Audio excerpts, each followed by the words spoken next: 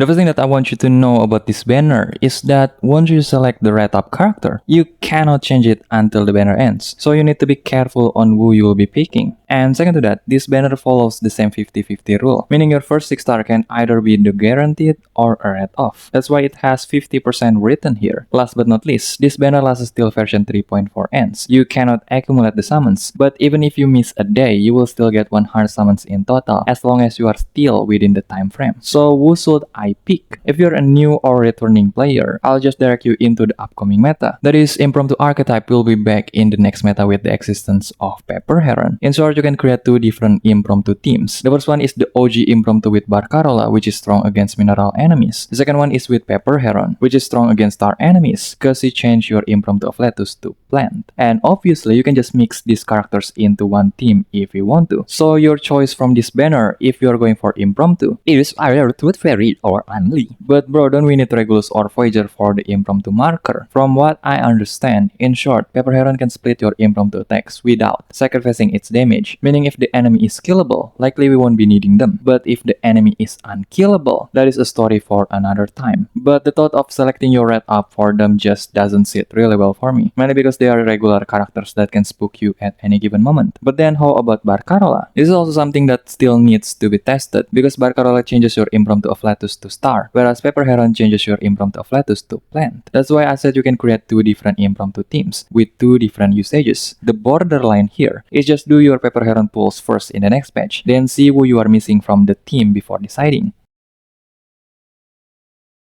Next will be the current meta that we have right now, that is the Lingering Glow archetype. Isolde is one of the cores to the LG archetype because he helps quote-unquote retain the lingering points, whereas Marsha helps increase the efficiency of your lingering points accumulation. So if you are a returning player that already has Beryl, Marsha but doesn't have Isolde, this might be your chance if you plan to complete your LG team. But if you are a new player, I think it is best for you to stick with the team that revolves around Pepper Heron, because by this point you are missing Marsha, you are missing Beryl. I mean, in the future we do get new lingering characters, and the LG team does work even before Marsha existed, but missing the LG cores is just tough.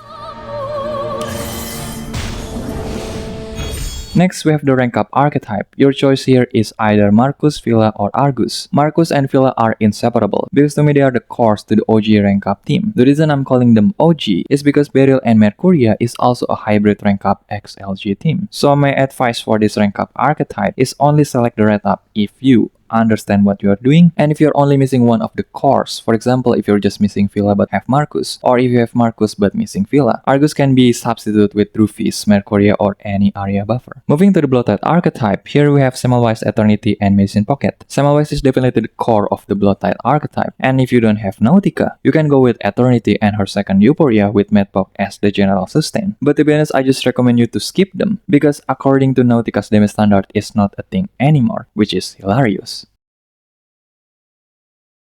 For the Poison archetype, here we have Jessica and Willow. Willow finally will get her Euphoria in the next patch, though her performance still needs to be tested, mainly because Ezio Poison killed the traditional sense of the Poison team. But Jessica and her second Euphoria, on the other hand, is a good complement, whether you're going for the traditional or the modern Poison team.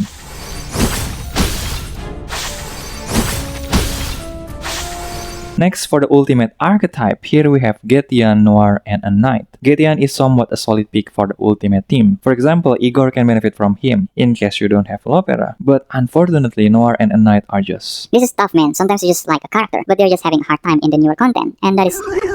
Last but not least, Corvus. The reason I'm selecting her is simple, because she is my wife. She can still work with the OG Dynamo team with Broom included, but Paul or Karen is definitely necessary if you want a no-brainer Corvus gameplay.